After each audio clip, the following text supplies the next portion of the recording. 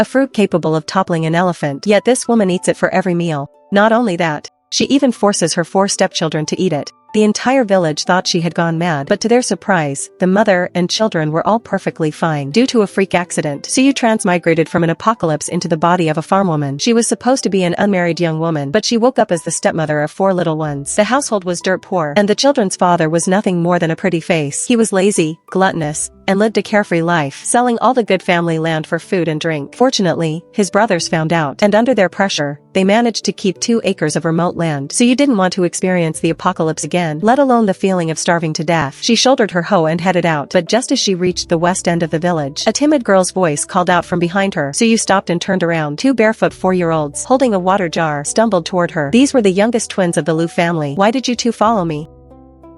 "Third brother and I came to bring mother water. If people don't drink water, they can't work. My stomach feels bad." "That's not our mother." Second brother said we aren't allowed to call her mother. But I want a mother." Suyu felt a bit helpless, but what San Lang said was true. She was only their stepmother now, not their biological mother. Having only been with the Liu family for 2 days, it was normal for the children to be hostile toward her. "Give me the water and you 2 go home." Xin Yang nodded obediently as she realized the road was long. San Lang glanced at Suyu before handing over the water jar. "Hurry back now." San Lang took his sister's hand to leave, but Xin Yang broke free and ran to Suyu. "Mother, can you promise not to run away?" The little girl looked up at her. Her innocent eyes filled with a longing for maternal love. Eldest and second brother said, "When the stepmother sees how poor our home is, she will definitely run away." But she didn't want her mother to go. Their birth mother died after giving birth to her and her brother. They had never had a mother since they were babies, so they were especially envious of other children who had mothers. Such a fervent and pure gaze. How could Suyu resist it? She knelt down and patted the small head. "Xin Yang, be good and go home to wait for me." Xin Yang was obedient. "Go home and wait for mother." Watching the 2 children return to the village, Suyu shouldered her hoe once more, picked up the water jar, and continued forward. She walked upstream along the riverbank. Reaching a valley entrance, she turned and entered the mountains. After years of survival in the apocalypse, searching for food had become Suyu's instinct. The mountain forest before her was like a natural granary in her eyes. In autumn, wild beasts fattening up for winter are at their tastiest. Moreover, in these mountains, she didn't have to worry about sudden attacks from mutated plants or animals, nor did she have to fear zombies jumping out. However, Suyu overestimated her current body. Only 10 minutes into the mountains, her legs began to tremble. She quickly found a large tree to lean against, drinking some water to regain her energy. Looking at the withered yellow leaves on the branches, she even felt like stripping them off to eat. If this continued, she would lose her sanity from hunger. She had to find food fast. A rustling sound came from nearby. She immediately grabbed her hoe and followed it. However, the target was much faster than her, so you could only watch helplessly as a plump pheasant flew away from under her feet, leaving behind a single colorful feather. Suyu once again cursed Lu Ji to high heaven in her heart. If it weren't for this husband draining the household, leaving not a single grain of rice, would she be so hungry that she couldn't even catch a pheasant? Then she thought, if it was this hard for an adult, mustn't it be even harder for those 4 children? Recalling Xin Yang's expectant gaze, a burst of strength suddenly erupted in her body. She tossed the feather aside and continued her pursuit. Every cloud has a silver lining. She didn't catch the pheasant, but she found a large patch of taro. Contact with taro sap makes the body itch intensely. The villagers here didn't know how to process it, and believed it was poisonous. Unless it was a year of extreme famine, no one would ever dig it up to eat. So you took her hoe and dug a few times. It was the high-yield variety with a great texture. She kept digging with excitement. She dug up over 20 pounds in one go. She gathered firewood on the spot and dug a pit to roast them. Lacking a fire starter, she used the bow drill method to start a fire. Soon, under the intense friction, the pine needles began to smoke. So you timed it right and blew on it. The pine needles caught fire instantly. Fearing a forest fire, she dug a circular fire break. She carefully watched the taro roasting by the fire. The aroma of food soon wafted out. So you swallowed her saliva, waiting until the taro were completely cooked. She couldn't wait to grab one and eat. The fluffy, soft texture had a hint of sweetness. She ate 5 or 6 in a row. Only then did the burning hunger in her stomach subside. The remaining 4 were for the children. She buried the embers with dirt to put out the fire, and continued digging more taro. With a full stomach, her strength was mostly restored. She could vaguely sense that her superpowers were slowly returning. The dug-up taro piled up into a small mound, estimated at 50 or 60 pounds. She found some vines nearby, and fashioned a simple carrying net. She packed all the taro inside. Then she headed down the mountain toward home. On the way back to the village, she encountered villagers working in the fields. This new bride is truly pitiful. A perfectly good girl married off to Lu III. She's so hungry she's eating poisonous things. How tragic. So you didn't care about their sympathetic or disdainful looks. She just wanted to get home quickly to see how the 4 stepchildren were doing, though they had survived this long without care. So you still felt uneasy.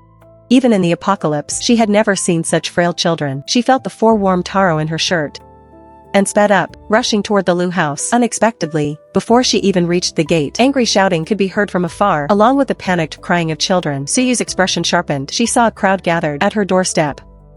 Lu Ji, who had been missing for days, was being chased by several village men. Lu De Lang and Lu Er Lang rushed in front of Lu Ji, trying to block the aggressive villagers, but instead of stopping the 2 children, the father dodged behind his sons and cheered them on. San Lang, Er Lang, kill them for father. But this was like hitting a rock with an egg. The 2 thin boys were shoved aside, falling hard onto the ground, twitching in pain. The twins stood at the doorway wailing. Don't hit my brothers.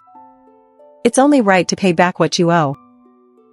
If you don't pay today, we'll tear your house down. Lu Ji ran faster than a rabbit. Despite his messy clothes and pathetic actions, his handsome features still held a carefree charm. Several watching village women turned away in a hurry, afraid someone would notice their racing hearts. Lu Ji had nowhere to hide, and he was running out of steam. Seeing a wood-chopping knife about to swing down, "Stop!" Suyu roared. Her seemingly weak hand gripped the hilt firmly. Lin Erbao was shocked. Where did this woman come from? How dare she touch my knife? With sudden force, Suyu flung the man and the knife back. Who are you? We're here for Lu III's debt. What's it to you? Lu Ji finally saw who was in front of him. His eyes lit up, and he immediately hid behind Suyu. Wife, save me.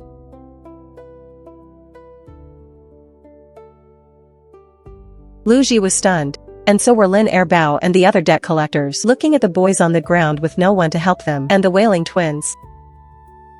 A nameless fire rose in Suyu's heart, seeing that Lu Ji didn't look malnourished at all, but rather quite robust. She suddenly felt it would be better if the collectors just finished him off. So, before everyone's shocked eyes, Suyu kicked Lu Ji out.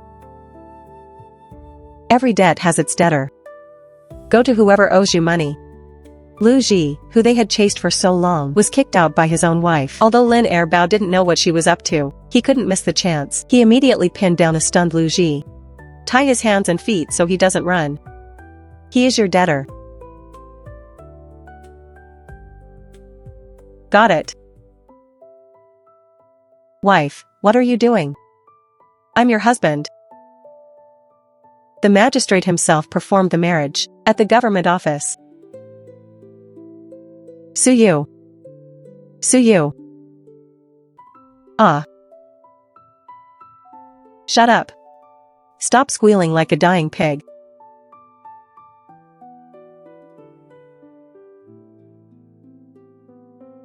Take him away. Don't just do whatever. And don't leave him crippled. You can see my family's situation. We can't afford to keep him. So please, just finish him off for me. Is this woman playing with me? Brother, I'm serious. Remember, you must beat him to death. Do you really want Lu III's life for the debt? Yes, Suyu replied coldly. She didn't look at him again. She helped up the boys on the ground and checked their injuries. This is my home. Though we are just a woman and children. I, Suyu, am not to be trifled with. I've handed Lu Ji to you now. If you cause trouble at my door again and hurt my family, I'll risk my life to drag you down to hell with me. Lin Erbao realized this woman was tough, and considered backing off. De Lang and his brother were just weak from hunger. After falling, they were too dizzy to stand. Besides a few scrapes on their arms, there were no major issues. Suyu breathed a sigh of relief. She pulled the crying, snotty-nosed twins toward her. Though she had only been in their home for 3 days, the children felt as if they finally had someone to rely on. Mother. Xin Yang is scared. Don't be afraid, Mother is here. We're really taking him away then. Take him, I won't stop you. The crowd was speechless. Lin Erbao remembered how Suyu had easily pushed him aside earlier and was still a bit wary. He also didn't want the reputation of bullying a woman and children Fine, you two can play out this drama here. I'll see who ends up crying.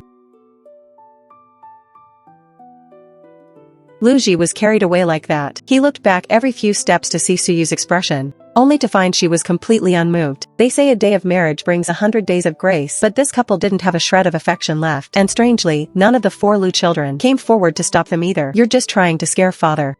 You don't really want Lin Erbao to kill him, right? No. I'm serious. The 4 Lu siblings looked at each other. Then the 3 brothers shouted for their father and chased after them like the wind. Unfortunately, their bodies were too weak. They were exhausted within a few steps, their legs giving way, their vision blurring. In no time, they all drifted back dejectedly. They looked at Suyu's busy silhouette, sobbing and whimpering. Next to arrive was Old Man Lu, who had hurried back from the fields. The father and his 3 other sons didn't see Lu Ji. They only saw the 4 siblings standing in the yard, trembling. Old Man Lu had a bad premonition. De Lang, where's your father? De Lang looked at his grandfather and uncles, then at Suyu inside the house. For a moment, he didn't know how to speak. Seeing the children remain silent and only look at the house, Old Man Lu gestured and they walked toward the door. The thatched hut where Lu Ji lived didn't even have proper mud walls. It consisted of 2 tiny rooms and a kitchen that was essentially outdoors. It was just a stove built with stones, with a pot on top and an empty jar beside it. There wasn't even a fence around the yard. In a few steps, Old Man Lu and his sons stood before Suyu. This new wife the 3rd son brought home. Old Man Lu had seen her once before, 3 days ago. The shameless Lu Ji hung around the old family home, saying he was going to the county to pick up his wife. He borrowed 10 copper coins to rent an ox cart from neighbor Wan to bring her back from the county. At least Lu Ji hadn't forgotten he had a father. His elder, the scoundrel, brought the new wife to the old house, and she gave Old Man Lu a proper bow. The young woman was a refugee, penniless, wearing old clothes given by someone else, and very thin. Father, big brother, second brother, little uncle. Where is that rascal, the 3rd son? The 3 Lu brothers nodded to her, acting polite. He went to pay his debt. A man who would spend his last penny on a plate of peanuts? What is he using to pay his debt? If he has no money, he pays with his life. If you want to ransom him, fine. Use your own money to do it. I don't have a single penny anyway. Don't be so stubborn. If anything happens, come to the old house. We'll discuss it together. Old Man Lu thought she understood him and would come to borrow money to save Lu Ji. Only then did he feel slightly relieved. The 3 Lu brothers held deep resentment toward Lu Ji. Seeing Suyu's firm stance, they urged Old Man Lu to go home for lunch. Old Man Lu looked at the mother and the 4 children, gave a long sigh, and led his sons away. Suyu watched them leave, and then turned back to the 4 siblings. Are you hungry? The 4 nodded honestly. She was hungry too. She took the 4 still warm taro from her shirt, giving one to each child. Eat this to tide you over. Suyu looked over the dilapidated house again. The 2 rooms only had beds made of wooden boards and bedding of an indistinguishable color. Forget hiding money. Even a mouse wouldn't find a place to hide. Fortunately, there was a stove and an iron pot. Since the water jar was empty and a proper meal was out of the question, they could only continue roasting taro. Suyu quickly started a fire. The 4 siblings stood behind her, looking at the fragrant taro in their hands, swallowing hard. In the face of food, they had long since forgotten that their scoundrel father had been carried off. San Lang and Xin Yang put the taro to their noses, smelling them and licking their lips while looking at their older brothers. De Lang watched Suyu bury the black lumps in the fire, and when they were done, she pulled them out, peeled them, and put a piece in her mouth. Only then did he nod to his impatient younger siblings. San Lang took a bite, and his eyes lit up. It's so fragrant. This is taro. It's naturally very fragrant. Suyu's voice suddenly rang out. The 4 siblings, who were chewing vigorously, froze instantly. Erlang's expression changed slightly. He heard from villagers that taro is poisonous. Eating it would lead to a strange disease. One would itch all over, and their skin would rot from scratching until they died. Suyu had just seen them, cautiously observing her actions. She finally understood their doubts. She gave a light laugh and finished the taro in her hand. Raw taro sap makes skin itch. Just rinse it with water and you'll be fine. Cooked taro doesn't have that problem. Eat without worry. Saying that, she buried more raw taro in the ashes to roast. She piled the already roasted ones by the fire. Where's the bucket? I'll get some water. When I'm back, we'll clean the house. In its current state, so you couldn't even stand staying here for one night. De Lang finished his taro in 2 bites, went inside to bring out a heavy wooden bucket, told Erlang to watch the house, and set off with Suyu to fetch water. Suyu followed her stepson with the bucket. The two walked toward the village in silence. There was a well in the village, the water clear and sweet. All the villagers drew water from here. It was lunchtime for the villagers, so there were few people at the well. Delang expertly tied a rope to the bucket handle, dropped it down, and shook it a few times. The bucket flipped into the water, and soon it was full. The boy seemed to be struggling. There was no windlass or lever at the well, just a bare opening. Suyu stepped forward and took the rope. With just a bit of effort, she pulled the bucket up. Delang looked at her in surprise. As she lifted the heavy bucket of water, a spark of light appeared in his numb expression. They filled the 2 jars they had emptied in the morning. She washed another bucket and dropped it down. Imitating Delang's earlier movements, she drew a full bucket of water. Suyu carried a bucket in one hand and a jar in the other. Delang carried the other jar in his arms. Perhaps because it was the first time they could bring so much water home, the usually mature boy had an innocent smile on his face before they even reached the door. "I love you." Ha ha ha. Slow down. Xingyang tripped but scrambled up herself. She wiped her dirty hands, her face smudged with black as she giggled. She was even sensible enough to want to help carry the bucket. Seeing she wasn't hurt, Suyu felt relieved. She didn't let her carry it, telling her not to run and to follow slowly. But the little one didn't stop talking the whole way, asking if she was tired every 2 steps. Suyu could only patiently answer every question. Lang and San Lang had already wiped the empty jar clean. The 3 brothers weren't very strong and usually only used a small bucket to fetch water. This large jar hadn't been used in a long time. Suyu poured all the water into the jar. It was only a third full. It would take 2 more trips to fill it up. The house is too dirty. Lang, San Lang, you 2 take the brooms and sweep the floor. Delang and I will continue fetching water. Oh, and boil a pot of hot water. We'll all have a wash later. But what about the fields? Other families have almost finished planting wheat. But we haven't even started. In Delang's eyes, nothing was more important than farming. The weather had been perfect these last 2 days. If they missed the window, the wheat wouldn't grow well. So you knew the importance of farming. But right now, they didn't even have wheat seeds. What would they plant? No rush for the fields. Let's clean up the room we're sleeping in tonight first. After filling the iron pot on the stove with water, she took the empty bucket and headed toward the village with Delang. Xingyang saw that her 2nd and 3rd brothers were still dazed, so she took a broom herself and began to sweep the house with great effort. Lang couldn't understand his stepmother's thinking. Why did she insist on cleaning up? "Second brother, if we don't listen, will the stepmother beat us?" The 2 brothers looked at each other, recalling Suyu's fierce appearance just now when she caught it with one hand. Lang shuddered. He immediately boiled water, swept the floor, and wiped the table. By the time Suyu filled the water jar, the 3 siblings had already swept the house floor clean. In the main room, the short, rickety table had also been wiped clean. Only the spider webs up high remained untouched because of their height. Suyu inspected the place and was fairly satisfied. Just then, the water in the pot boiled. She pulled out a heavy old wooden basin from under the bed, mixed in some hot water, and washed all 4 children clean. There was still a bit of water left in the jar, so Suyu also drew some hot water, went inside, and wiped herself down. After washing, taking advantage of the sun, she took a machete to the mountain, cut some tree forks, and made a simple drying rack. She brought out the clumpy bedding to air it out in the sun, to get rid of the musty smell and dampness. For the entire afternoon, Suyu didn't stop once. She was busy working all around the house. After hanging the bedding, she removed the straw from the beds and set it by the door to dry. After that, she went inside to sweep away the cobwebs and scrape the walls. Debris fell down with a clatter. The walls became visibly thinner. The quality of this house, let alone heavy snow, even a heavy rain could wash it away. What kind of life were you living before? Is this how people live? How could a decent life turn into this? It's simply unbelievable.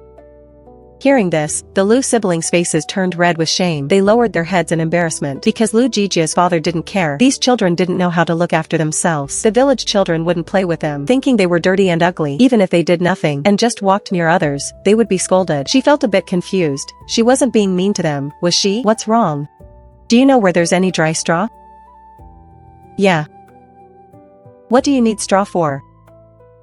Suyu pointed at their bare feet and her own tattered straw shoes that were falling apart. Delang understood. Lang, San Lang, and Xingyang's eyes suddenly lit up. Was their stepmother going to make straw shoes for them? Suyu followed Delang and Lang sneakily to Old Man Lu's recently harvested rice fields. Is it okay to take some now? Delang didn't speak, but judging by the speed of his practiced hands, he did this often. Dad said Grandpa's things are his, and his things are ours.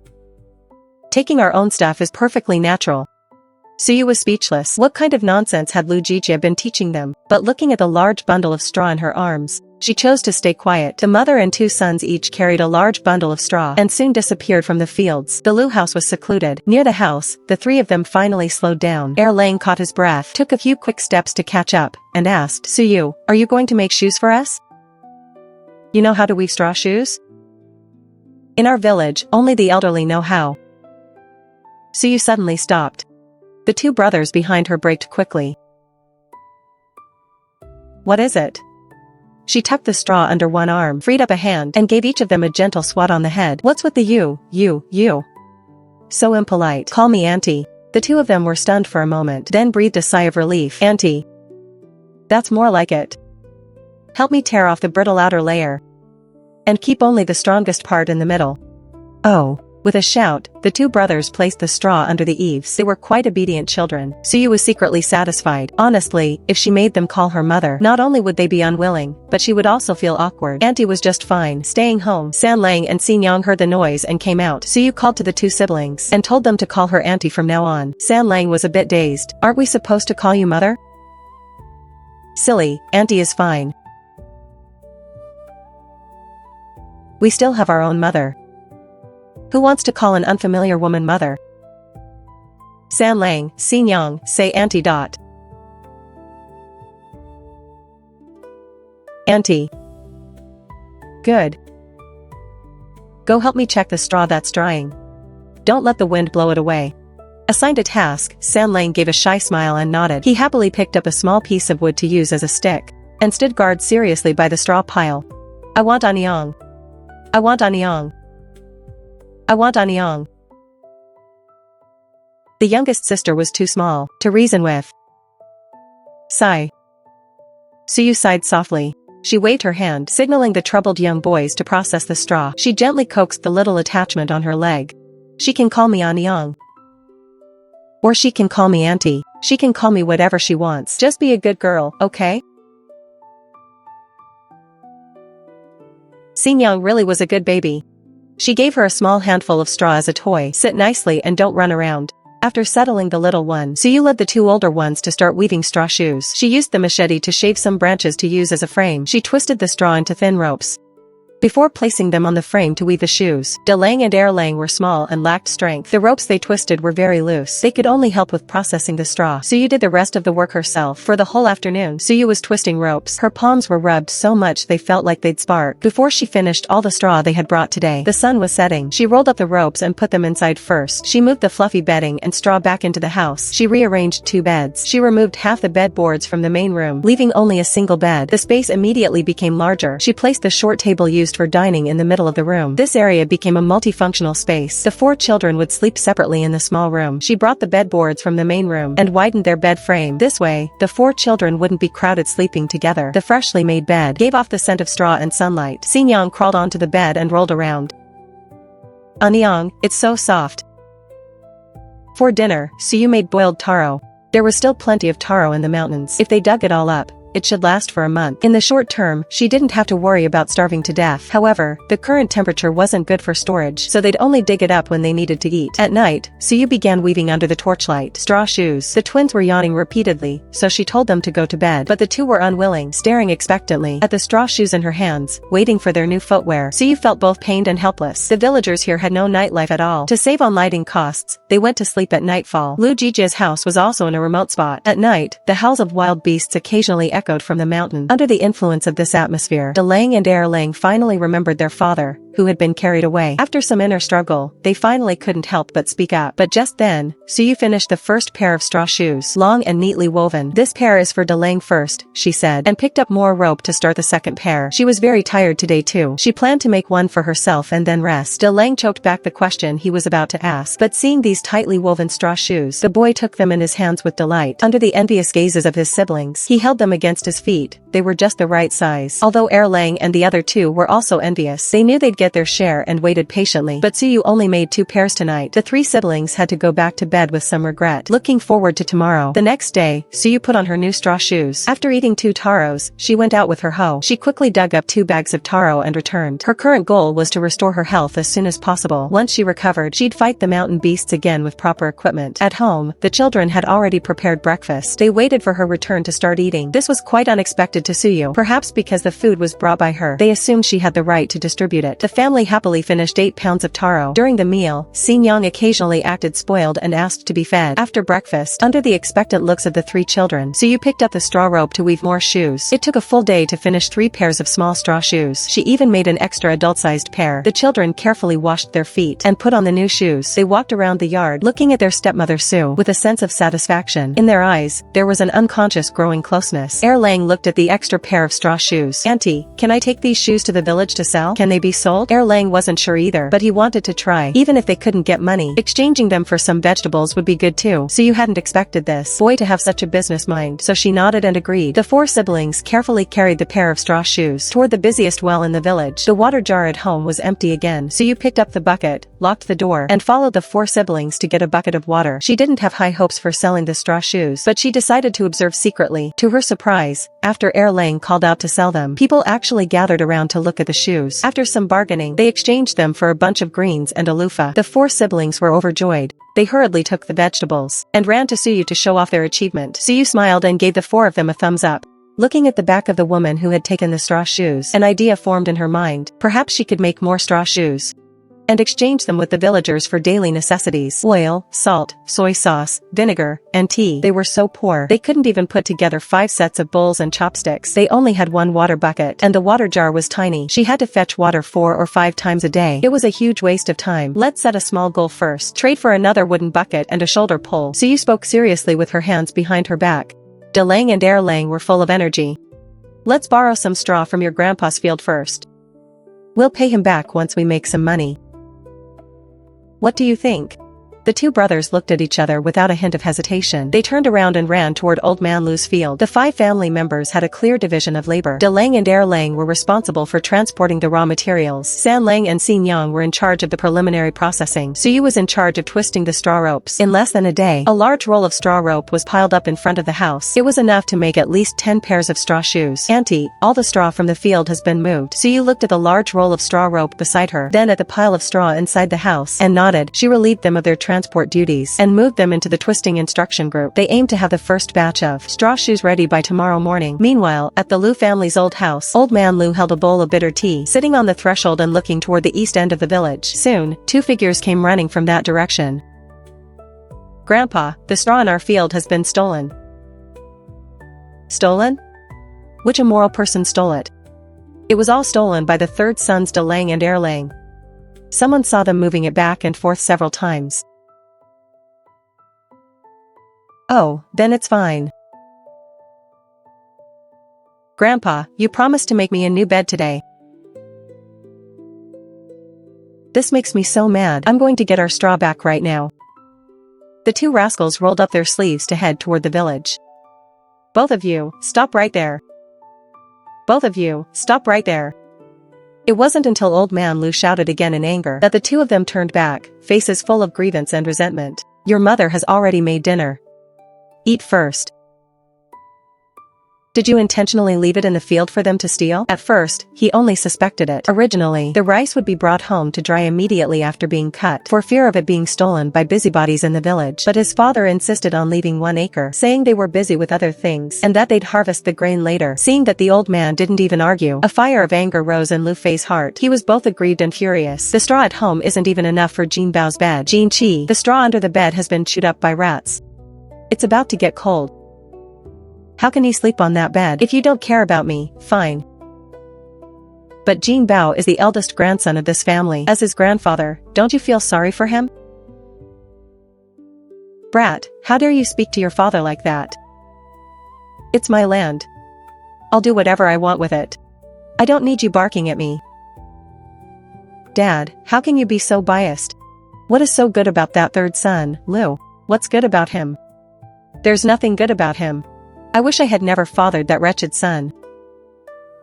And you?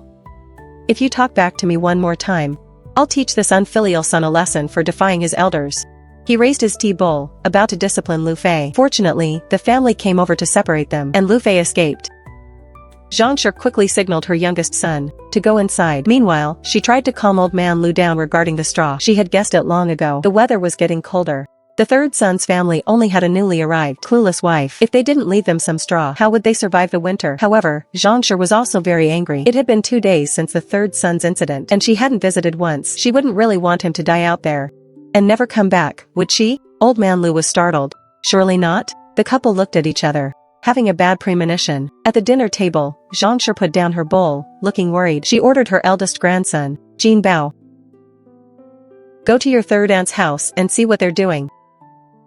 Come back and tell me. When Lu Jinbao arrived sneakily, Suyu was in the kitchen preparing dinner. She lit the fire and put on the pot to cook a loofah and vegetable soup. She hadn't cooked for 10 years. In the apocalypse, everyone ate dry rations. Only when making instant noodles would she boil water. So Suyu's cooking skills were practically non-existent. But looking at that pot of clear soup, the 4 siblings couldn't help but swallow their saliva. Although it had no salt, they ate with great relish. With a bowl of steaming vegetable soup and the boiled taro, San Lang's little face looked extremely satisfied. Big brother, if only we could have soup and taro every day. That would be wonderful. Just eat and don't overthink it. You're so easily satisfied with just a bowl of soup. I'm not like that. In the future, I want to eat white rice and fatty meat. But based on the living standards of Lu Village, white rice and fatty meat were already top tier. Even for a family like Old Man Lu's, they wouldn't necessarily get white rice and a few slices of fatty meat even during holidays. After finishing their meal, Suyu called over the 2 older ones to continue helping her twist the straw ropes. The 2 brothers were young and had little strength, but with some practice, the ropes they twisted were usable. By the light of the fire, Suyu began weaving straw shoes. This time she wove straw shoes that could wrap around the feet. They were much more refined, but considering the market situation in Lu Village, Suyu would rather put in more effort. If they couldn't be sold in Lu Village, she would take them to other villages. Someone would eventually want them. For now, eating enough was more important. The taro in the mountains wouldn't be enough to last them through the winter. The house was not far from the riverbank. The sound of gurgling water was clearly audible. Suyu's heart calmed down involuntarily. Looking toward the riverbank, she noticed Lu Jinbao hiding behind the fence of the house, quietly observing everything. Suyu pretended not to notice, wanting to see what he would do. To her surprise, the little guy just crouched there. After watching them finish dinner, he ran away. Suyu found it inexplicable. She lowered her head and continued weaving. Of course, it was also possible that Old Man Lu discovered the straw in the field was gone and sent the boy to investigate. But now that the straw was already woven into shoes, there was nothing they could do even if they came. The next day at the crack of dawn, Suyu took Delang and Erlang up the mountain to chop wood. To the 2 brothers, these mountains were full of danger. They didn't dare enter the mountains to gather wood. They usually just picked up discarded branches at the foot. On the way to the foot of the mountain, Suyu asked out of curiosity, how did you spend the winters in previous years? There's a charcoal seller in the village. He knows how to burn charcoal. Sometimes there are charcoal remnants left in the kiln. My brother and I would go pick them up. Pick them up? Wasn't it more like stealing? The 2 brothers were instantly silenced. Suyu looked at them and gave a serious warning. You are not allowed to steal from others anymore. We will stockpile enough wood ourselves. There's no need to do such things. Delang and Erlang's expression stiffened. Then they felt humiliated and angry. They felt she didn't understand the reality of their hunger. They sped up their pace. Suyu chuckled inwardly. It seemed that having a full stomach these past few days had increased their strength. Then she would have them bring back more wood. Arriving at the middle of the slope, Suyu chose a spot where the trees were dense. She threw down the rope and told the brothers to wait on a flat clearing. She took her machete and entered the bushes. Suyu first cut 2 tree forks and made a 3-legged firewood rack for Delang, then went deeper to chop wood. She was extremely fast. Soon she had gathered a large pile. Delang and Erlang looked at each other in surprise. So much wood. But they soon realized it was almost too much. Delang thought his stepmother was planning to carry it home in batches. To his surprise, Suyu tied it into 2 large bundles and hoisted them up. She even thought the weight was a bit light, so she took a few more branches from Delang's rack and added them. Only then did they pack up to head home. The mother and 2 sons came down from the mountain. They had to pass through the village fields to get home. The villagers first noticed the wood resting horizontally on Delang's shoulders. Only as they got closer did they see a fork holding the wood. Delang was holding the 2 extended legs of the fork and carrying it on his shoulder. He was walking easily, yet the amount of wood was more than if it were tied up. Why hadn't they thought of making a firewood rack before? It didn't look difficult. Just a wooden board across 2 vertical forks, but it saved so much effort on the shoulders. Then, their gazes were involuntarily drawn to 2 large bundles of self-moving firewood. Those bundles of wood must have weighed at least 250 pounds. Isn't that the new wife from the third son's family? How does she have so much strength? The villagers stared blankly as the mother and sons walked past them. They watched until they disappeared from sight. Their jaws, dropped in shock, slowly closed. Soon, news that the third son Lu had married a strong woman spread throughout the village. In the evening, Suyu led the 4 siblings to set up a stall near the village well with the finished straw shoes. She nodded to the 4 little ones standing in a row. San Lang and Xin Yang spread a tattered straw mat under a tree. De Lang and Er Lang untied the 10 pairs of straw shoes they were carrying. As they spread them out, Suyu tidied them up. She placed a wooden sign on the ground, straw shoes, 3 when a pair. Although they were afraid of the strong she-devil, the villagers couldn't resist their curiosity and gathered around. However, as they could only recognize the number 3, only a few people could really read the sign. Suyu patted Erlang on the shoulder. After observing for a few days, she discovered that Erlang was the most thick-skinned kid and the one most willing to put himself out there. Upon receiving the signal, Erlang immediately started hawking, selling straw shoes. Fine workmanship, 3 when a pair. The villagers were startled. Then they realized they were selling straw shoes for only 3 when. You could take home a pair of finely woven straw shoes. 3 when won't break the bank. And it won't lead to regret. Just 3 when. Just 3 when. You can have a pair of comfortable and durable straw shoes. If you don't have money, trading goods is fine too. The price of 3 when a pair was something Suyu had researched based on the villagers' spending habits and the value of the vegetables exchanged yesterday. She had calculated it carefully. Sure enough, everyone was tempted by the price and even more tempted by the bartering option. Although they were just calling Suyu a she-devil moments ago, that was mostly just jokes and gossip. With such an affordable price, they didn't care about that. Straw shoes were a necessity for every household. A woman crouched down in front of the stall. Xin Yang immediately picked up a pair and held them out to show her. Auntie Zhou, the shoes my stepmother makes are very good. Please buy a pair. Suyu was a bit surprised. She thought Xin Yang was timid and clingy, and hadn't expected her to take the initiative to sell. With the children working so hard, Suyu, as an adult, felt embarrassed just standing there. She put on a smile and actively explained how sturdy her weaving was. The woman, whom Xin Yang called Auntie Zhou, turned the shoes over and over to inspect them. The craftsmanship was indeed solid, and the size matched her husband's feet. Lately, the men in the family had been working hard in the fields, and the straw shoes on their feet were already worn out. She was just thinking about getting new ones. Young sister, I'll take 2 pairs. Could you give me a bit of a discount? Alright. For the very first sale, I'll give you 2 pairs for 5 when. Having secured a bargain, sister-in-law Zhou was happy. She set aside the straw shoes she had selected and signaled for them to wait. Suyu waited as she ran home and brought back exactly 5 when. She counted them 3 times before handing them to Suyu, then happily took away the 2 pairs of straw shoes. With the first sale made, and 2 pairs at that, all 4 of the Lu children began to smile. Erlang shouted even more vigorously. Xin Yang specifically looked for the aunties because she realized the aunties were the ones with the money. Seeing his sister being so brave, San Lang plucked up his courage and followed her. Do you want to buy shoes? Please buy a pair. The 2 siblings worked together and sold another pair. They looked at Suyu with surprise, their faces seeking praise. The straw shoes sold more and more smoothly. Someone brought over spare bowls from home to trade. 5-course porcelain bowls with some chips were exchanged for a pair of shoes. Another mother brought 3 eggs to trade for a pair. Before they knew it, it was dark. The families returned home for dinner. Finally, only Suyu and the 4 children remained, excitedly counting today's harvest under the tree. In one evening, they sold 6 pairs of straw shoes. They gained 11 copper coins, 5-course porcelain bowls, and 3 eggs. 1 egg could be sold for 1 when. If they saved up more, they could take them to town to sell on market day. That would be several more when. Suyu counted out 6 copper coins. She planned to go buy some oil and salt. She left the 4 siblings to wait there, while she walked quickly toward the peddler's house. The peddler's house was easy to find because he had specifically left a storefront at his gate, visible at a glance. Coming to the gate, she saw their high courtyard walls made of neatly piled stones. Suyu was deeply envious, but she firmly believed her own home would have this soon enough. Who is it? A customer. I want to buy some oil and salt. The door opened with a creak. Yun Yang, the peddler's wife, looked suspiciously at the slender and pretty woman at the door. You are? I'm from the Lu family at the far end of the village. My name is Suyu. I've just arrived in the village. Sister-in-law, you probably haven't seen me before. Yun Yang. Who is it? The peddler also walked over. He had seen Suyu once and recognized her instantly. It's the wife of the 3rd Lu brother. Suyu nodded. The more Yun Yang observed Suyu, the more she pitied her. She looked capable and could even weave straw shoes, yet she had married a scourge like Lu Ji. What a hard life. Seeing how thin Suyu was, Yun Yang nudged her husband. Straw shoes sell for 5 or 6 when a pair in town. Why don't you help this younger sister-in-law sell them? Just bring the money back to her directly. It's not much trouble. The implication was not to take a middleman's fee. No, no, no. Business is business. Life is hard for everyone. You need to make a profit too. I sell them at the village well for 3 won a pair.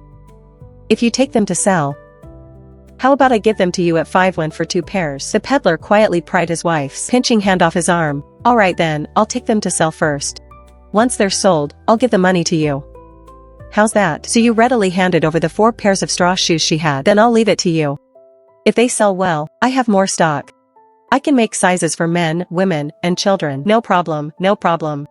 How much oil and salt do you need, sister-in-law? Suyu's pockets were empty, so she could only buy 2 liang of vegetable oil and 2 liang of coarse salt. It came to exactly 6 won. She hadn't brought a container. Yun Yang kindly lent her a bamboo tube for the oil. She wrapped the salt in a banana leaf and handed it to Suyu. Then tomorrow morning, I'll have Delang return the bamboo tube to you. Taking the oil and salt, she left and returned to the village well. The 4 children immediately surrounded her, looking excitedly at the bamboo tube and banana leaf. Smelling the scent of vegetable oil, their long empty stomachs began to growl. Ha ha ha, let's go.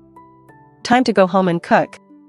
The 4 siblings nodded repeatedly, their eyes shining. They jogged all the way home, especially looking forward to tonight's dinner. As soon as they got home, Delang replaced the old washing net, brought out a bowl, and lined it with straw, intending to use it for the eggs. Even though they were salivating just looking at the eggs, they had never thought of eating them. Such precious things should be saved and sold for money. That money could buy more brown rice for several more meals. And so, Delang excitedly took the straw-lined bowl to the kitchen to find Suyu. Just as he was about to speak, his eyes widened. He saw Suyu deftly crack the 3 eggs and drop them into the already boiling water. A stir with the chopsticks, a sprinkle of salt, a drop of vegetable oil, and finally a handful of wild onions she had just picked by the river. Instantly, an incredibly alluring and fresh aroma filled the air. Lu Delang, who hadn't tasted anything savory in forever, swallowed hard. He then unhesitatingly dumped the straw out of the bowl. The 4 siblings gathered around the stove, staring unblinkingly at the egg soup bubbling in the pot, their eyes gleaming with desire. Suyu divided the pot of soup into 5 bowls as usual, ensuring each person had 3 or 4 bits of cooked egg. The taro had been buried in the embers earlier. By the time the soup was ready, the taro was cooked too. The remaining handful of greens from yesterday was stir-fried by Suyu with a tiny bit of oil. The small bowl of soup looked vibrant and appetizing. Food with oil and salt was truly different. Suyu said, "Let's eat." Inside the house, aside from the sound of eating, there was no other noise. After dinner was finished, Delang took it upon himself to clear the table and wash everything clean. Suyu moved her straw ropes to the doorway and continued weaving shoes by the light of the torch.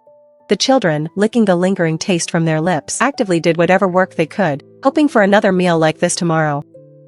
In the mornings, Suyu took Delang and Erlang up the mountain to stockpile firewood. At noon, she wove shoes at home. In the afternoon, when the villagers returned from the fields, she would set up her stall by the well to sell shoes. Every 2 days, she would go alone to Nanshan to dig up enough taro for 3 days. The rest of her time was spent either weaving or on the way to sell shoes. The first group of people who bought the shoes found them comfortable and sturdy, so they placed more orders. The 4 pairs she left with the peddler were taken to town. A sharp-eyed farmer bought 2 pairs at once, at 5 won a pair. The peddler made a decent profit. He actively promoted the remaining 2 pairs, which also sold quickly. Those who missed out even pre-ordered a few pairs. Consequently, Suyu received an order from the peddler for 5 pairs each of men's and women's shoes, plus payment for the first 4. It was 10 won in total. Sales in the village were also going well these past few days. Between stock sold and pre-orders, Suyu now had a total of 51 copper coins in hand. 51 won might seem like a lot, but it wasn't even enough to buy a thin cotton quilt. Suyu sighed. Lu Halan is back. Go to his house and buy 2 caddies of brown rice. Hearing that the food was improving again, all 4 siblings looked over at once. Lang excitedly took the money and dashed off. Lang, worried, followed him. San Lang and Xin Yang sat on small wooden stools, watching their brothers' departing backs, licking their lips in anticipation. They were young, so Suyu didn't make them work. She wanted the 2 little ones to get healthier, if conditions allowed. Delang and Erlang needed to be cared for properly too, but there was no way. Current conditions simply didn't allow it. She had relied heavily on these 2 little helpers lately. Without them, she would have been lost. Having bought the rice, the brothers hurried home in high spirits. After eating their fill with Suyu for a few days, the color in their faces had visibly improved. When Lu Bo was returning from the field with Jin Bao, he saw the 2 brothers running toward him, and almost didn't recognize them. Delang and Erlang stopped in their tracks and turned to look. Erlang even tightened his grip on the jar in his arms, looking wary. Seeing it was their eldest uncle, they finally relaxed. Where are you 2 going? It's going to rain in 2 days. Have you finished planting the wheat? The 2 boys glanced at him without a word, then turned and ran off. Lu Bo sighed helplessly. He wanted to look after these 2 poor kids, but seeing their silent, cold attitude, he felt his kindness was being met with a cold shoulder. It was very frustrating. Forget it, let them be. Even their own father doesn't care. Dad, we don't have to go to the fields tomorrow, right? Yeah, no more. We're finished planting. After being so busy, we can finally catch our breath. Lu Jinbao was overjoyed. Finally, no more farm work. The two returned home starving. The women had just finished setting out the food. Old man Lu Zhong from the other field, and Lu Fei then entered the house. The whole family picked up their bowls and started eating. Suddenly, there was a knock at the courtyard gate. When they saw who it was, everyone was full of surprise. Suyu stood at the gate and called out to them. The two brothers were forced to greet everyone one by one. Mrs. Zhang asked tentatively, "Third son's wife, have you all eaten?" "We have." As soon as she said it, there was a collective sigh of relief. As long as she wasn't here to scrounge a meal. "Everyone, please continue eating. Don't mind me. I have something to discuss with father and mother." She headed toward them. The two elders felt a surge of excitement. Finally, she's here to borrow money to bail him out. But they still feigned confusion. They gestured for the family to keep eating and invited Suyu and the two sons into the main room. To their surprise, Suyu's first words were, "I'm here to buy wheat seeds from you." The elders were stunned. She's not saving the third son? Suyu, of course, saw the rapidly shifting emotions in their eyes. But so what? Lu Ji must have been beaten half to death by now. Having lived in the apocalypse for so long, Suyu had her own way of survival. Any person or thing that threatened her life and safety, she would deal with in advance. In her current situation, it was best if Lu Ji stayed gone, so Suyu acted like she didn't notice their mood. 2 caddies of wheat seed. Name your price. As soon as Delang and Erlang got home, they told her about meeting their eldest uncle, Lu Bo. Suyu thought about it. She should probably plant those 2 mu of land. If she didn't plant anything, there would be nothing. Maybe after getting through this winter, they could harvest some grain. You haven't started planting wheat yet? It could rain at any time. I was busy and the family was in that state. I've only just recovered a bit these last few days. I'm thinking of planting those 2 mu. Next year, no matter what, we'll have a bit of a harvest. Father, I've never farmed before. Please give me some pointers. What Suyu said was true. Her original family's situation was actually okay. If it hadn't been for natural disasters and war, with so many brothers at home and plenty of land, it wouldn't have been her turn to work the fields. Old man Lu hadn't expected her not to know how to farm. He didn't know what to say. Thinking about his third son, and seeing Suyu's indifferent attitude, he felt a bit angry. He gave Mrs. Zhang a look, signaling her to go get the wheat seeds. Fortunately, they had drawn some extra seeds earlier, so there were some left after planting their own land. Otherwise, he wouldn't have had any to give Suyu. Life wasn't easy for the people in the old Lu residence either. Their clothes were patch upon patch, and they ate coarse rice. This old house only had a few more rooms than Suyu's, and an extra perimeter wall. The father and sons worked from the beginning of the year to the end, just to barely feed the 9 people in the family, not to mention a troublemaker like Lu Ji. The little money they managed to save was basically used to clean up his messes. Mrs. Zhang handed the jar of wheat seeds to Suyu, and carefully instructed her on how to plant them. Suyu noted these details, confident that it wouldn't be difficult. She'd give it a try tomorrow. She pulled out 5 copper coins. I've never bought wheat seeds, so I don't know if this is enough. Mrs. Zhang's eyes bulged as if she'd seen a ghost. When Suyu said she wanted to buy seeds, she thought she was just being polite. After all, given the third son's character, it was already good enough if she didn't come to take money from them. But looking at it now, the third son and his wife really didn't seem like they belonged together. Seeing Mrs. Zhang's shock, Suyu didn't care if it was enough money or not. She stuffed it into her hand, took the seeds, and left with Delang and Erlang. They had only walked a few steps when the brothers Lu Bo and Lu Zhong suddenly caught up. Each pulled out a handful of copper coins. They pulled them together and handed them to Suyu. We don't have much, but the third brother's life is at stake. Take this and go redeem him first. We'll figure out a way for the rest. Mother says Lin Airbao owns a black mine. He won't kill those who offend him right away. He'll just throw them into the mine to work off their debt. Third brother might be fine. If he learns his lesson this time, maybe he'll change for the better. Only if the 2 of you stick together will life get better. Suyu raised an eyebrow. Lu Ji is this rotten. Yet he still has family helping him out. Unbelievable. Delang and Erlang both looked at the woman expectantly, hoping she would take the money. No need. This money isn't enough to redeem him. Giving it to them would just be throwing it into a bottomless pit. You should keep it for yourselves. With that, she turned and strode toward home, the light in her eyes growing colder. Delang and Erlang looked at their 2 uncles hesitantly, then lowered their heads and chased after Suyu. Lu Zhong chased after them for a few steps helplessly. He didn't know how mother and sons could run so fast. In the blink of an eye, they disappeared into the night. He had to stop and look at Lu Bo for help. Big brother, this money. How could she not want it? The 2 brothers went home and told everyone about Suyu's refusal. She doesn't sound like someone who wants to live with a third brother. If third brother doesn't change, he'll be a bottomless pit. Forget it, forget it. We'll think of another way. A strong wind suddenly picked up during the night. Suyu was jolted awake from her sleep. She opened her eyes to a brilliant starry sky. The thatch on the roof had been blown away by the wind, leaving a huge hole. The wind was still howling. The few thin beams on the roof shook incessantly under the force. She could hear the sound of the wall plaster peeling and falling. The whole house felt like it was on the verge of collapse. "Oh no, is this house about to fall on me? Mother!" Xin Yang's cry came from the next room, so you quickly pushed aside her shock, hurriedly got out of bed, put on her shoes, and ran out.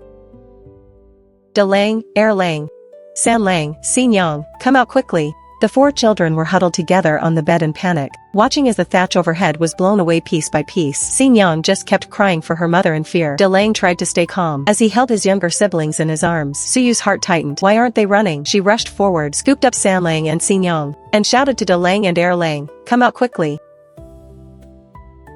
The 4 children were startled. De Lang and Er Lang scrambled off the bed. In their panic, they didn't even care about their shoes and followed Suyu out barefoot. The 5 of them huddled together in the clearing, watching anxiously as the thatch flew off the house in the wind. It looked as if it could collapse at any moment. They waited and waited until the wind finally died down. That seemingly fragile little house still stood stubbornly before them. But looking at the thatch scattered on the ground, and the house that was now mostly just beams with a few pieces of thatch left, Suyu didn't know whether to be relieved or sad for a moment. The house was saved, but replacing the roof would definitely cost a lot of money. With only 40 copper coins left in her pocket, she felt as though the heavens were against her. The 4 little ones didn't know her inner sorrow. Seeing that the house hadn't fallen, they were very pleasantly surprised. Mother, the house is fine. Suyu gave Erlang an annoyed look. You call this fine? Her voice was heavy. Erlang shuddered, frightened into quickly covering his mouth. Once dawn broke, the mess on the ground was clearly visible. Suyu rubbed her throbbing temples and signaled the 4 siblings to stay put. She walked quickly toward the village to seek help from the Lu family. Hearing that the roof had been blown off, Old Man Lu said nothing else. He rounded up his 3 sons, grabbed some tools, and rushed toward Lu Ji's house. Suyu followed behind, seeing the father and sons hurrying along. A corner of her long-hardened heart softened. Villagers were skilled in many crafts. Repairing a roof was nothing to Old Man Lu and his 3 sons. They saw the empty roof and immediately got to work without a word. Lu Fei picked up all the usable thatch from the ground. Lu Bo and Lu Zhong saw it wasn't enough, so they hurried to the riverbank to cut more grass. Old Man Lu brought a ladder from home and climbed onto the roof. He took the thatch pieces tossed up by Lu Fei and began rethatching. In just one morning, the father and 3 sons had rethatched and reinforced the roof. They even placed heavy stones on the 4 corners to prevent the wind from blowing it off again. Grateful, Suyu boiled all the brown rice she had bought into porridge. The 4 Lu men ate lunch at her house before leaving. As Old Man Lu drank the thick brown rice porridge, he watched the mother and children crouching by the stove eating yams, looking as if he wanted to say something. In the end, he said nothing. He set down the empty bowl and led Lu Bo and the others away. Plant those 2 mu of land quickly. It looks like it might rain in a couple of days. Suyu agreed and walked them out a short way before returning. She called De Lang, shouldered a hoe, picked up the jar of wheat seeds, and headed toward the 2 mu of land on the other side of the hill. Er Lang stayed home to look after the twins. Suyu felt that with the farming knowledge she had gained from Zhangshi yesterday, planting a field shouldn't be too much trouble. She didn't expect reality to hit her so quickly. The 2 mu of land belonging to Lu Ji's family had already been dug over once by its previous owner. Suyu only needed to dig holes, scatter the seeds, and cover them up. However, working from mid-afternoon until evening, she only finished 1/10. She looked at the vast expanse of remaining land in disbelief, doubting her own eyes. Even worse, she felt her body, which had just started to recover, was reaching its limit. She turned to look at De Lang, whose face was flushed red from the sun as he sat on the ridge. Mother and son saw despair in each other's eyes, thinking about coming back tomorrow to endure this extreme torture again. Suyu was practically in tears, thinking of Old Man Lu and his sons working from dawn till dusk, tending to over 100 mu of land year-round without rest. Suyu felt a sudden surge of respect for them. The sun was almost behind the mountains, and the cries of unknown birds echoed through the woods. Mother, it's getting dark. Exhausted by the labor, Suyu didn't even want to speak. She waved at De Lang, and the 2 of them returned home by the light of the moon. By the stove, Suyu chewed on a roasted yam, thinking she had to go into the mountains. Farming was out of the question. She never wanted to plant another field in her life. Early the next morning, Suyu went to the mountain to dig up enough yams for 4 days. Then she took a sickle and went to the place where the villagers usually gathered firewood. She cut a full load of wood. By the time the sun was high in the sky, Suyu arrived home, not stopping to rest. She wolfed down a few yams to fill her belly, took all the family's money, and walked quickly toward the neighboring Shaha village. There was a blacksmith in that village who made a living by forging farm tools. In that same village lived a family of hunters famous for miles around. All the men in that family were hunters. It was said they had once killed a spotted tiger, making them quite famous in the Jinshire town area. So you went to the blacksmith shop and bargained? Exchanging 30 copper coins for an old short knife. She weighed it in her hand and swung it a few times. The blacksmith looked at her in surprise. You handle that blade quite well, young lady. So you put the knife away and gave him a slight smile. Master, do you know where the hunter's house is? The blacksmith certainly knew. Go east to the lone house halfway up the hill. So you thanked him and turned to leave. It was midday, and the door to the hunter's house was slightly ajar. So you called out a few times at the door, and a spirited old woman walked out. Thinking she was there to buy meat, the woman said, "We don't have any left. It's all been taken to town. I'm here to borrow hunting tools. In return, I'll give you 1/10 of whatever I catch as a fee." Would that be acceptable? It was the first time the old woman had heard of someone coming to borrow hunting tools. It took her a moment to react. I can't make that decision. We'll have to wait until my son's return. And so you sat under a large tree outside the hunter's house.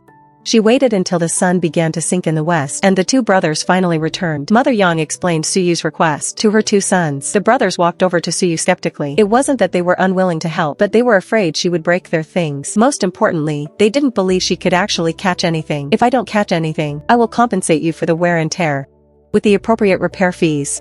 Seeing her tattered appearance, the brothers' hearts softened. They gestured for her to follow them into the house to choose. Their family had been hunters for generations, making their living from the forest. They had a full range of equipment, all of which was well maintained. Since they had a big haul yesterday, they didn't plan on going out again soon. The deep mountains here were home to man-eating beasts, as well as countless poisonous insects and snakes. So you picked a bough and decided on it. Hurrying along, she finally made it back to the Liu family's old house before the sky turned completely pitch black. Seeing her carrying a bow and arrows with a short knife in her hand, the people at the old house couldn't quite process it. I really can't manage the farming. I plan to go into the mountains tomorrow. I'll be gone for at least 3 to 5 days, perhaps as many as 7 or 8. As for the remaining wheat seeds, I must ask my 2 brothers-in-law to help me plant them, and for the 4 children, while I am away, I'll have to trouble my 2 sisters-in-law to look after them. Eldest sister-in-law, I know this isn't enough, so I'll owe you for the rest for now. I'll make it up to you when I return. After explaining, she left decisively, leaving the family at the Liu old house standing stunned in the wind. Zhangshi intended to take back her opinion of Suyu from a few days ago. She now felt, that they were truly cut from the same cloth. The third brother's new wife was just as thick-skinned as Liu Ji himself. Suyu got up before dawn. She boiled a full jug of water and filled a bamboo tube, then boiled 10 yams. She stuffed them into her pockets along with her fire starter. She carried the bow and arrows on her back, and the handle of her short knife was freshly wrapped with scrap cloth. Everything was ready. As the first light of dawn appeared on the horizon, she headed toward the layered mountain ranges to the north. Just as she left, the door to the side room opened quietly. De Lang and Er Lang stood there holding their younger siblings' hands. Their stepmother had told them last night that she was going hunting in the mountains and told them to take good care of themselves at home. She said there would be meat to eat when she returned. While they were excited, they were also afraid that something might happen to her. Meanwhile, Suyu had entered the outskirts of the North Mountain. Once in the mountains, the woman was like a fish in water. The environment, similar to the mutant forests of the apocalypse, allowed her to quickly enter hunter mode. Birds and small animals in the forest would run past her from time to time. Suyu pulled an arrow and knocked it on the bowstring. She fired a shot toward the sky. A bird's cry of pain rang out, followed by a gray shadow, struggling and falling from the trees. Suyu pushed aside the waist-high wild grass in front of her and hurried toward where it fell. A gray bird with an arrow through its wing was struggling among the fallen leaves. My aim is a bit off. I need more practice. Suyu felt a bit disappointed as she pulled out the arrow, picked up the plump gray bird that couldn't fly, tied its wings with a rope, and hung it from her waist. She continued forward. As she walked, she used the animals and birds she encountered to regain her familiar feel for the weapon. By the time evening arrived, she was covered in various half-dead small animals. There were wild chickens, birds, a small squirrel, and even a nest of rabbits. The nest of rabbits was a real surprise. She was originally chasing a squirrel in the trees, but then a rabbit's head suddenly appeared on a small mound ahead. Seeing the prey delivered right to her, Suyu had no reason to let it go. With lightning speed, she found the nearby rabbit holes and sealed them with stones, leaving only one exit. She burned a pile of damp leaves, and with a puff of thick smoke, a whole nest of 7 rabbits came running out. The rabbits she caught alive were quite large. It was clearly a whole family. The 2 adults were plump, and the 5 little ones were also well-grown, with sleek, shiny gray fur. Suyu didn't like eating rabbit meat, but she loved rabbit fur. made into clothes, gloves, or scarves. It would be very warm in winter because she was carrying this nest of rabbits. The woman could only find a nearby sheltered mountain hollow to stop. She had finished the yams she brought, and only 1/3 of the water remained. There was a trickle of water on the rock wall of the hollow. Suyu used a stick she found in the woods to dig a small hole. After waiting a while, the water accumulated into a small puddle. It was now pitch black. She started a fire and killed the bird that had already exhausted itself from struggling. She roasted it for dinner. She had used a lot of energy today. One bird was far from enough to replenish it. Suyu roasted a wild chicken as well. The roasted meat was covered in a layer of fat, and every bite was bursting with flavor. Not having had meat for a long time, she ate ravenously. In no time at all, she had eaten the bird and the wild chicken clean. Full, she added a few more pieces of wood to the fire, and Suyu went to rest. She needed to save her strength. The temperature in the mountains fluctuated greatly between day and night. The woman could only cover herself with dry leaves. This would keep her warm and also hide her to avoid being discovered by large predators out hunting. In the middle of the night, it began to drizzle. The fire was extinguished, and a cold wind blew over. Suyu shivered from the cold, instantly awake. Beasts didn't like coming out in the rain. The woman left in the rain to continue looking for a place to stay. Finally, as the light of dawn broke, she found a place, a natural cave hidden among thick weeds. She was soaked through, and Suyu was tired and sleepy, but she didn't dare rest. She found some branches that weren't too wet and started a fire in the cave. With the fire, her rapidly dropping body temperature finally began to slowly rise. Only then did Suyu have time to observe the environment she was in. This was a naturally formed cave. The space inside wasn't large, but the height was good, and there were no animal droppings, meaning it wasn't some animal's home. It was an excellent base. The woman decided right then to stay there for the next few days. During the morning, Suyu cleaned all 7 rabbits. The skins were perfectly intact. After a simple treatment with wood ash, she roasted all the meat. When she wanted to eat, she could just heat it up. When the rain completely stopped at noon, Suyu concealed the cave and took her weapons to find a water source. Along the way, Suyu found many tracks of wild animals, most of which were from wolves and monkeys. There was at least 1 monkey troop and 1 wolf pack nearby. Suyu avoided them the whole time. On the way to the water source, she fired 2 arrows, hitting a yellow-throated marten and a roe deer.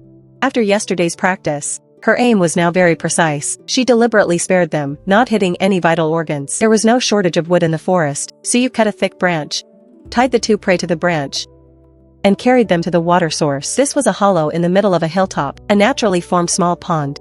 The water was shallow and clear, and there were even fish in it. What's even more bizarre was that the fish here didn't know how to hide. She caught them one after another. In a short while, Suyu caught 6 fish weighing 2 or 3 pounds each. She strung them all together with straw rope and hung them on her pole. She also filled her bamboo tube with water. Dusk was the time when the wild beasts in the mountains were most active. Suyu left the water source early, carrying today's catch and hiding nearby to observe. About 2 kilometers from the water source, she found a pile of fresh droppings. Suyu recognized it at a glance. It was left by an adult black bear. She was overjoyed inside. She didn't intend to miss this great gift. It was getting dark. Suyu returned to the cave with today's harvest. While roasting a fish as a side dish, she thought about how to lure the black bear out. But the weather was not in her favor. It started raining again that night, and this time, it rained on and off for 2 consecutive days. Suyu lay in the cave, looking at the struggling roe deer and the marten, and the wild chickens and squirrels she had caught along the way. She wasn't willing to go down the mountain just like this. She decided to keep waiting for an opportunity. 4 days had passed since Suyu entered the mountain. Fortunately, on the first day, Lu Bo and his 2 brothers had already finished planting the wheat seeds Suyu left behind. In the thatched house at the edge of Lu village, Lu Delang and Lu Erlang had built a fire in the room, but the wind still leaked into the house even with the fire, and it was still cold. The 4 siblings, in their thin clothes, simply moved to the bed. Only then did it feel a bit warmer. Not having seen Suyu for several days, Xingyang counted the days on her fingers one by one. Every day she would ask her eldest brother, "When is stepmother coming back? Is she never coming back? Don't talk nonsense. She'll be back when the rain stops." San Lang was quiet for a moment, then couldn't help but wrinkle his little face in worry and say, "Second brother, do you think she's been eaten by wild animals?" As soon as he finished speaking, Xingyang burst into tears. "Wah! I don't want stepmother to be eaten by wild animals." Her crying made the other 3 in the room fall silent. After 3 seconds of silence, San Lang couldn't hold back and started crying too. "Mother doesn't want us anymore. She must have run away, big brother."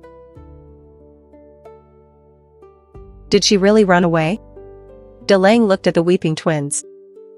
And then at Erlang, whose face was full of unease. The suspicion he had held for days seemed to be confirmed. A sense of being deceived, the bitterness and anger of being abandoned welled up in his heart. He was about to grit his teeth and tell his siblings to stop thinking about her, when a knock suddenly came from the door. Erlang, Erlang. Open the door, it's your first aunt. Have you eaten yet? I've steamed a few brown rice buns. Come and get them quickly. Why are you two crying? Am I late? Are you hungry? I don't know when your stepmother is coming back. For the next few days, you should come to the old house for meals. She left me some copper coins to buy food. And told me to look after you. How will the four of you eat without me? Delang looked up in shock. She left you money? She didn't leave us and run away secretly? Eldest sister-in-law nodded, watching the two little ones take big bites of the buns. She muttered irritably. That stepmother of yours is just like your father. Her skin is thicker than the city walls. She only left a few copper coins, and with 4 mouths to feed. I don't know how much I'll have to add myself. It's been 4 days now. I don't know how much longer we'll have to wait for her return. The deep mountains are no place for a woman. If she, a weak woman, were to be. Speaking of this, she realized the 4 children were staring at her with wide eyes, looking as if they would bite her. If she dared say a single bad word about their stepmother, eldest sister-in-law quickly stopped talking. Feeling a bit annoyed, she gave the remaining 2 buns in the basket to Delang and Erlang. She reminded them again to come to the old house for morning and evening meals. I don't have time to deliver food to you every day. There's a lot of work to do at home. She muttered that they were quite protective of her. Then quickly left with her empty basket. As soon as she left, the 4 siblings, who had been full of sorrow a moment ago, immediately put on smiles, chewing on the warm brown rice buns. They realized their stepmother hadn't abandoned them. She even asked first aunt to look after us, big brother. She'll definitely come back with some prey. Erlang looked at the clearing sky. It was a brilliant blue. Looking at it, hope swelled in his heart. He said with certainty, she's so strong. She'll definitely succeed. Delang looked toward the undulating mountains to the north, and the corners of his mouth curled up. Eat quickly. When you're done, we'll boil some water. Wash your faces, they're filthy. Xingyang was the first to finish eating. She sat obediently on the threshold, waiting for her brothers to boil the water. She wanted to be the first to wash her face. Stepmother likes her good girl clean. Xingyang will listen to mother. And be a clean, good girl. After cleaning themselves up, Delang and Erlang silently picked up brooms and began to clean the house. Suyu, who was up in a tree, couldn't help it and let out a loud sneeze. It caused the knife in her hand to move, and she was nearly swiped by the black bear that had stood up. Fortunately, the combat instincts she had trained during the apocalypse were still there. The moment the bear's paw swung toward her, her body subconsciously moved to dodge. But with that one move, the black bear that she had kept trapped under the tree suddenly leaped up into the tree. Human and bear stood on a branch, less than 2 meters apart, staring each other down. Suyu didn't hesitate for a second. She grabbed an arrow, drew the bow, and quickly fired. The arrow struck the black bear without fail. However, it wasn't very powerful. It only wounded its skin and fur. Instead, it made it even more ferocious. With a roar, it lunged at Suyu. As the black bear lunged, Suyu had already switched to her sharp short knife. She leaned to the side and bent her knees, pulling the knife back. Using 90% of her strength, she aimed the knife at the only white spot on the black bear's belly and stabbed hard. Roar! Roar! Roar. A tragic roar that seemed to make the whole mountain range tremble echoed out. The black bear that was murderous just a second ago collapsed onto the ground in the blink of an eye. It landed with a dull thud. With the bloody knife in one hand, Suyu used her entire weight to stab the black bear as it rolled in pain on the ground. After a short, sharp wail, the black bear unwillingly took its last breath. Suyu, kneeling on the black bear, pulled out the knife. As was her habit, she raised her hand to wipe away the hot bear blood on her face. Looking at the dead black bear beneath her, her mouth curled up in a wide smile. With this, the winter should be much easier to get through. After Suyu dragged the black bear back to the cave, it was completely dark. This black bear weighed about 700 pounds. Suyu couldn't carry it easily, so she made a simple stretcher out of branches to drag it back. At dawn the next day, the woman tied the black bear and the other prey all together onto the stretcher and set off down the mountain. She didn't take the way she came. Instead, she went around the mountain range and headed directly toward Kaiyang County. The Xing Kingdom didn't have a curfew, but the city gates would be closed at night, preventing entry and exit. Suyu hurried along, dragging her heavy catch. She finally entered Taiyang County before the gates closed. To enter the city, an entry fee had to be paid, 1 copper won per person. At the city gate, Suyu sold a wild pheasant weighing a little over 4 pounds. She exchanged it for 80 won. Only after paying the fee was she allowed into the city. The guards at the gate saw the black bear on her stretcher. Their expressions shifted from disbelief to sheer shock. In less than the time it takes an incense stick to burn, news that someone had hunted a black bear and brought it into the city to sell reached the ears of the managers of 2 local restaurants. Is it true? Absolutely true, manager. I've never seen such a large bear in my life. Its head is bigger than 2 of mine. Hurry up and go before the place across the street buys it. Suyu was currently eating wontons near the city gate. She ordered 5 bowls in one go. Pork stuffed wontons, 8 won per bowl. She placed 40 copper coins on the stall owner's counter, then sat calmly at the only square table. She picked up a bowl and began devouring them, mouthful after mouthful. The speed at which the stall owner cooked the wontons couldn't even keep up with the speed she ate them. She finished 3 bowls in a row. While the 4th bowl was still being prepared, the stall owner wiped the sweat from his forehead and said, "Customer, please wait a moment while I cook more." By the time Manager Fan arrived, Suyu had just finished her 5th bowl of wontons. Her stomach was 80% full, and she looked content. Since transmigrating, this was her first decent meal. "Young lady, did you hunt this black bear?" Manager Fan asked in surprise. Hearing someone ask about the bear, Suyu stood up with her knife. "It's mine. Do you want it? If you take everything, I can give you a discount." Manager Fan looked Suyu over, then looked at the black bear again. He couldn't help but ask, "Did you carry all of this down the mountain alone, young lady? These animals are still fresh. I killed this black bear yesterday evening. The weather isn't hot, so they're in good condition." "Then how much do you plan to sell this bear for? How much are you offering?" She had been lured by the wontons as soon as she entered the city and hadn't had time to ask about the market price for game. Manager Fan thought for a moment and tentatively signaled a number, 80 taels. Suyu immediately began calculating in her head. Based on the highest living standards in Lu Family Village, a family of 5 would spend about 20 taels a year. These 80 taels were equivalent to 4 years of living well. That's about right. Bear meat isn't actually very valuable. It's just a bit more expensive than pork, selling for 50 or 60 won per pound. This black bear weighed 700 pounds. Taking an average, the meat alone should sell for around 40 taels. The main value lay in the hide and the gallbladder. 80 taels wasn't bad at all. Fine.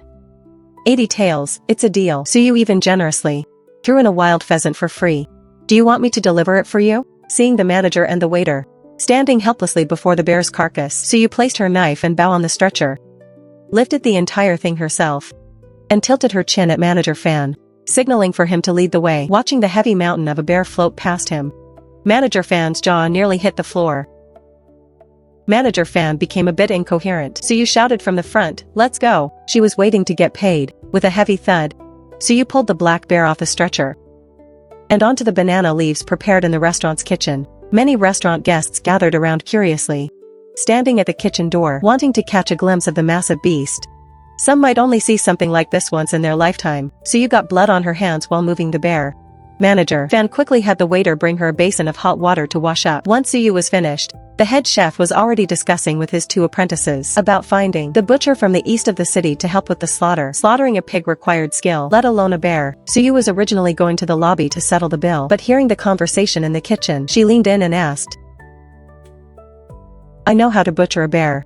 I'm an expert at skinning and deboning. I don't even want pay. Just give me a late-night snack and a place to sleep for the night." The head chef was intrigued and immediately told his apprentice to ask Manager Fan if it was okay. The apprentice ran off and returned quickly. Manager Fan, who was advertising the bear meat in the lobby, came over as well. "Young lady, how about this?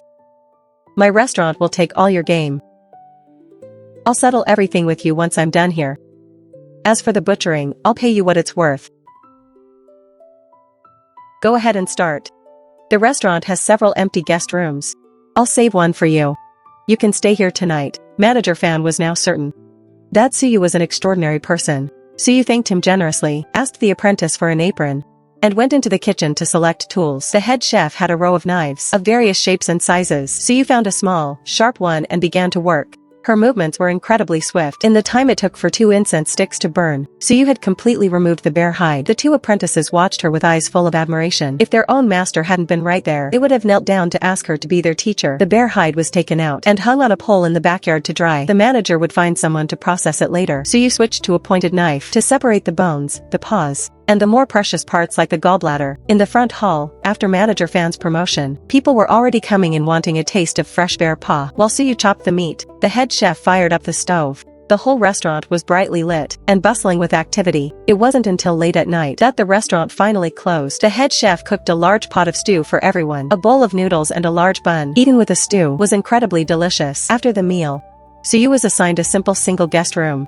There was still some hot water in the kitchen. Learning that she wanted to bathe, the two apprentices helped carry hot water for her. Suyu stood by the tub and looked at her reflection. She was startled by the disheveled woman in the water. She hadn't washed for several days in the mountains, and she was dirty and smelly. She quickly bolted the door, bathed, and washed her hair. She only had her dirty clothes and nothing to change into, but she couldn't go naked. Helplessly, she dried herself off and put the dirty clothes back on. It was already very late. She emptied the water and fell asleep as soon as her head hit the pillow. This sleep was the most comfortable Suyu had had since her transmigration. When dawn broke, Suyu woke up naturally. She freshened up simply, took her bow and short knife, and went to the lobby. When Manager Fan saw her, he hurried to give her the money. All her game had sold for a total of 85 taels and 310 wen. Manager Fan gave her 4 20-tael pieces, plus 5 taels in silver scraps and 310 copper coins. He handed it all to her in a cloth bag. When she took the money bag, it was a very heavy bundle. Suyu now understood what the phrase, "wealthy beyond measure," felt like. After leaving the restaurant, Suyu walked around the entire Kaiyong County and bought everything she was missing. 400 pounds of fine rice, 100 pounds of flour, 50 pounds of soybeans, and 50 pounds of millet, a total of 600 pounds of grain, enough for her and the 4 children for 4 months. They could spend the winter comfortably. After buying the grain, Suyu went to the fabric shop and bought 3 10-pound cotton quilts, 3 thin blankets, and 3 mats made of palm bark. She also weighed out 5 pounds of cotton, bought a bolt of the cheapest white cotton cloth, a bolt of blue cotton cloth, and a bolt of coarse red fabric. The red was for making new clothes for the new year. The shop also had second-hand clothes for sale, likely items taken as collateral from pawn shops. Suyu saw the prices were reasonable, then looked at herself, covered in dirt and looking like a mess. She decisively picked out an outfit for herself, and one for each of the 4 children. She also bought a pair of shoes for everyone. Suyu got leather boots for herself, and the children got coarse cloth shoes that were slightly used. Everything together cost 10 taels of silver. When she paid, Suyu couldn't help but gasp. No wonder everyone bought materials to make clothes at home. After leaving the fabric shop, she went to the general store to buy the necessary daily supplies, oil, salt, sauce, and vinegar, as well as pots, bowls, and ladles. After getting everything, Suyu went to the north gate and rented a bullock cart for 30 wen. The driver took her to load the grain she had bought, and they set off for Lu family village with a full load. This cartload of goods cost 18 taels of silver. Now she had 67 taels and 3,000 wen left. Suyu planned to save 50 taels as an emergency fund. With the remaining 17 taels, she intended to have some decent furniture made, repair that broken thatched cottage, and then build a perimeter wall. Without a wall, there was no privacy at all. She also didn't feel safe leaving things at home, always worrying they might be stolen. By evening, the two arrived smoothly at Lu family village. Suyu was eager to see the 4 little ones at home. But she didn't expect that as soon as she entered the village, an aunt would call out to her, "Little sister, hurry home and see, your Lu Lao-san is back." Lu Lao-san is back? Is he alive or dead? The words were on Suyu's tongue, but she felt it wasn't right to ask that aloud. She nodded to sister-in-law Zhou, then urged the driver to hurry. She rushed toward her home. Before she even reached it, she saw a crowd gathered in front of the cottage on the hillside. Eldest sister-in-law, he saw her at once. She shouted in surprise, "Sister-in-law, you're finally back." In front of the house, the circle of people all turned their heads to look at the cart. The crowd parted, and Lin Erbao's familiar face appeared again. Suyu tightened her grip on her knife. She told the driver not to be afraid, then walked forward alone. She opened her mouth and questioned him coldly, "Why are you here again?" Yes, Lu Ji was still alive, but he was in a half-dead state. His body was covered in bruises, especially his handsome face, which he was so proud of. It was now a mess. De Lang and his 3 siblings were gathered around him, trying to wake him up. When they saw Suyu appear, their eyes lit up with hope. Almost instinctively, they moved away from Lu Ji and ran towards Suyu. "Mother!" The 4 siblings stood behind her. They looked at her brand new clothes, then at the bullock cart loaded with goods. They knew she must have successfully hunted prey. They were overjoyed. Suyu looked at the 4 children and rubbed each of their heads one by one. She softly instructed De Lang and Erlang, "Take your younger siblings inside. I'll handle things here." De Lang gave Suyu a deep look, hesitated for a few seconds, then obediently led his siblings into the house. As soon as the siblings closed the door, Suyu's knife suddenly flashed. With lightning speed, she pressed it against Lin Erbao's neck. The watching villagers and the Lu family members all gasped at her action. The men Lin Erbao had brought immediately raised their weapons. surrounding Suyu and looking ready to strike. Whoever dares to move, I'll kill him. The cold edge of the blade sent chills down Lin Erbao's neck. The scent of blood on the knife's handle filled his nostrils. Lin Erbao's face broke out in goosebumps. Everyone, stop. Don't move. Wife, what do you mean by this? Suyu glanced at the half-dead man on the ground. I'd like to ask you what you mean first. I told you not to bring him back alive. What is this now? Lu Laosan was right. You really are a malicious woman. I kindly brought him back alive to you. Not only are you not grateful, you actually want to kill me.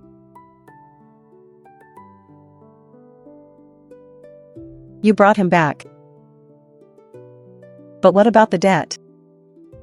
Has it been wiped clean? Of course not. Suyu's eyes narrowed dangerously. Lin Erbao felt a chill in his heart as she stared at him. He really hadn't expected that Lu Laosan had such a fierce wife at home.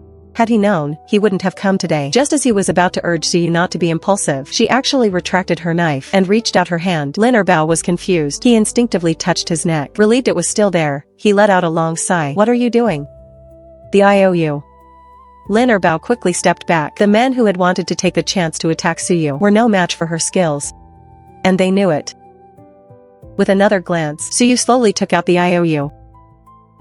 She had just shown to Old Man Lu and the others. There were 2 lines of crooked writing on the paper. It was Lu Ji's handwriting. It stated that Lu Ji had borrowed 20 taels from Lin Erbao, agreeing to repay a total of 22 taels including interest in 2 months. If not repaid by the due date, 1 tael of interest would be added for each day it was overdue. The date was July 30th. It was now October 28th. It had been overdue for about 28 days, making the total 50 taels. Suyu couldn't help but curse inwardly when she saw the number. It happened to match the 50 taels she had planned to save. What a joke. Old Man Lu's family worked hard all year round, relying on the crops from the fields and the money the women saved from weaving. At most, they could save 2 or 3 taels. This debt was an astronomical sum to any villager in Lu family village. If it weren't for the fact that Lu Ji was lying on the ground covered in bruises, Old Man Lu would have wanted to kick this rebellious son to death himself. Suyu was no exception. Her fists clenched and loosened and clenched. The sound of her grinding teeth was quite frightening. Our money doesn't just fall from the sky. My brothers and I have old mothers at home,